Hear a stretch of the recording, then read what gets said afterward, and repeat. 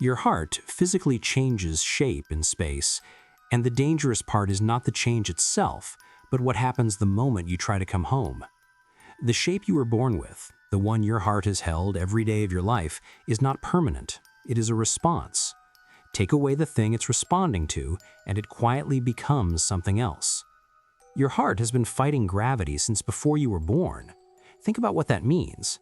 Every single beat, roughly 100,000 of them per day, your heart squeezes blood upward against a constant downward pull.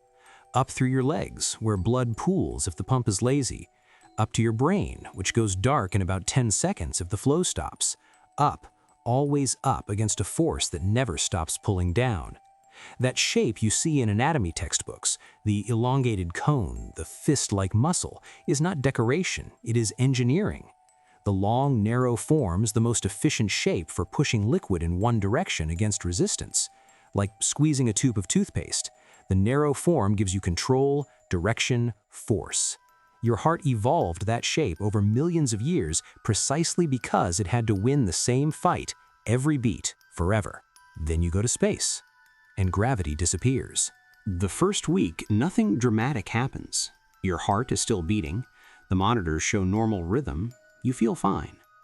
This is exactly what makes it dangerous, because the heart is already starting to read the situation.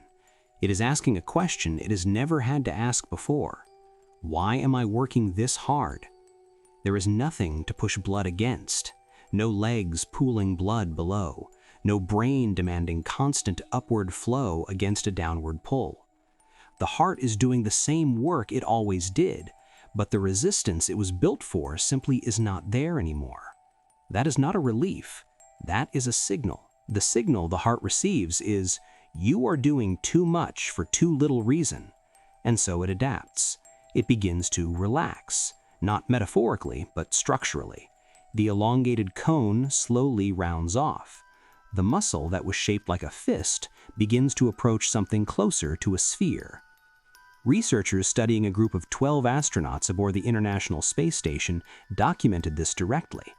After months in orbit, each heart had become roughly 10% more spherical than when it launched. 10% sounds modest. It is not. Try squeezing a round water balloon to push liquid through a straw at one end. Now try the same thing with a long tube. You can feel the difference in your hand. The round shape pushes in every direction at once, which means less of the force goes where you need it to go. A rounder heart is a less efficient heart.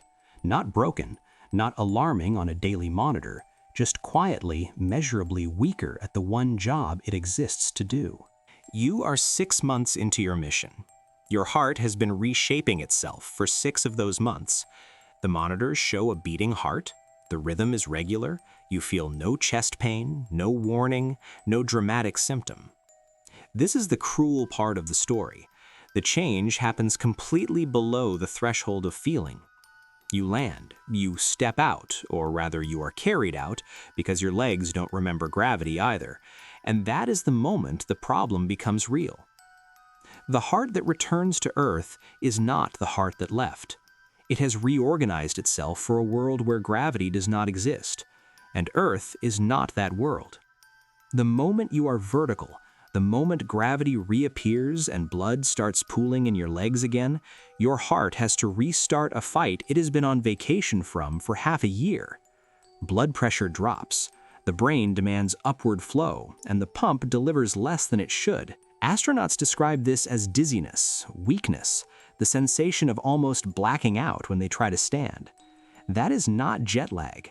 That is a heart that has forgotten what it was built for, trying to remember in real time while you are already standing up and the world is already pulling down. Here is the part that the shape change does not fully explain. The shape comes back. Give the heart a few weeks of normal gravity and it rounds back toward its original form. The muscle readapts. Most of the structural change reverses. You would think, problem solved. But there is something else that does not come back on the same schedule: the electrical system. Your heart does not beat on muscle alone. It beats because an electrical signal fires in a precise sequence, telling each chamber when to contract, in what order, with what timing? That timing is what makes a heartbeat efficient rather than chaotic. In orbit, that electrical system changes too, not dramatically, but measurably. After 6 months in space, the left side of the heart enlarges in ways that alter how electrical signals travel through the tissue.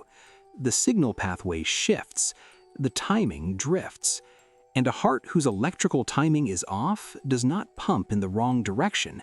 It fires beats out of order, or too fast, or with gaps that should not exist. That is what doctors call an irregular rhythm. On Earth, it is managed. In space, or in the first weeks after return, it can escalate. The numbers tell the story plainly.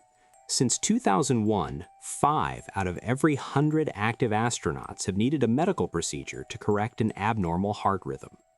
5 out of 100 sounds small until you compare it to the general population at the same age. Healthy, screened, elite athletes who made it through one of the most demanding selection processes in human history. Their heart rhythm failure rate still outpaces people their age who stayed on the ground. The selection process filters out every weakness doctors can measure. The heart's electrical drift is one they could not filter, because it does not exist before launch. It is created by the mission itself. So the astronauts exercise. 2 hours every day aboard the station. Mandatory, not optional. A treadmill bolted to the wall with bungee cords holding them down because without the cords, they would simply float off the belt. A resistance machine that simulates the load of lifting weight without the weight. Bicycle ergometers attached to the floor. The goal of all of this is not fitness in the ordinary sense. It is deception. The goal is to convince the heart that it is still fighting gravity, that the resistance is still real, that it must keep its shape and its strength and its electrical discipline, even though the fundamental force it evolved to fight is absent. The heart does not know the bungee cords are fake gravity. It just knows it is working hard, and it keeps the shape. After landing, the monitoring does not stop. Cardiac observation continues for weeks, because the window between return and full readaptation is when the electrical risk is highest. The shape recovers faster than the rhythm does. There are astronauts for whom the rhythm drift outlasts the mission recovery timeline by weeks. There may be some for whom it never fully returns to what it was before launch.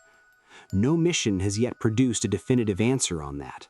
The data set is still too small, the missions too few, the follow-up too short. I wish I could tell you the heart just bounces back. The shape does. The electrical system takes longer, and for some astronauts, it never fully does. The irony is built into the physics, and there's no way around it. The heart changed because space was easy on it. No gravity means no resistance, no fight, no load. The organ that spent every moment of your life battling a constant downward force got the closest thing a biological system can get to a permanent vacation. It relaxed, it rounded off, it forgot. And that forgetting, that biological gift of adaptation, is precisely what makes coming home the most dangerous moment of the mission. The hardest journey in human history ends with a heart that struggles to work in the world it came back to. Your heart is shaped like a fist for a reason. Space convinces it to open, and an open hand cannot punch.